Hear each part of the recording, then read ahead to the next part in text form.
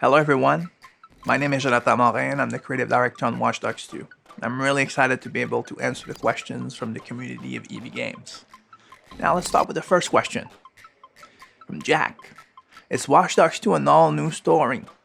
Do I need to play the first game in order to understand the sequel? The answer to that is no, you don't need to play the first game in order to understand it. Nevertheless, it's still a continuum from the universe of Watch Dogs, so you're gonna have Link with characters from the first game, and also certain past events, but nothing that will make you get lost into the story if you didn't play the first opus. Now the second question is from James. Why was San Francisco chosen as the setting of Watch Dogs 2? Well, we wanted to explore a different side of America this time around. Going for California and the vibe that you can find them was something that was exciting to us. But nevertheless, when we started to dig into the details of what it could be and where it could be in the California area, we ended up realizing that Silicon Valley and the Bay Area was quite rich in terms of technology, and digging into what really impact us in our day-to-day lives regarding technology in our society. I mean, after all, the birthplace of where we started to craft this idea that the new economy of information could be used, and that the impact of big data would change the way we live our lives. It's pretty much happened there. So it got us excited, and when we started to dig into it, it became quite obvious that there was a lot to offer there. And it's not just one city, it's four. Like the Bay Area is not only San Francisco, but it's also Oakland. It's also like the Silicon Valley itself. And it's also the Morin County, so that's quite a lot to explore. Next question from Jono. What was the inspiration behind the main character, Marcus Holloway?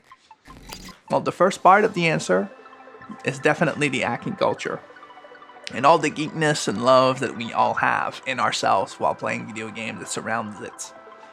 If you look at the look of him, if you look at the comic book stuff you find in his clothing, and you realize that he's a fan of comic books. He's a fan of these little 8 bytes like artworks you can find in the memes of the internet. So it's really rooted into the culture of hacking itself. The second part is the natural evolution of the Bay Area. Looking at the desire to make something different, listening to the people working in companies of Silicon Valley, the mantras of questioning what's preconceived as how the society should work, and also like inviting people to think outside the box. These two elements are what forged Marcus Holloway in the end. And then by crafting him in the middle of a group, helped us escalate like everything else to the other characters around him to create interesting variations out there. Next question is from Rob. What is the favorite new feature in Watch Dogs 2? I have a lot of features in Watch Dogs 2 I like. One of the features I like the most is hacking cars around you. It's one of the things of the first game that was great, was pointing at stuff and hacking them. But we were lacking of that element that is everywhere in the city. And cars are everywhere. And you can point at them, remote control them, crash them into stuff, go on top of one and do car surfing as you're dancing just because you want to do it. All of these possibilities and what you can combine them with the rest of the game makes it, for me, the most exciting acts we've did for the second game, because we wanted to do something analog, and I think there's nothing more analog than this one. Another question by Aaron. Any chance we could see Watch Dogs set in Australia in the future?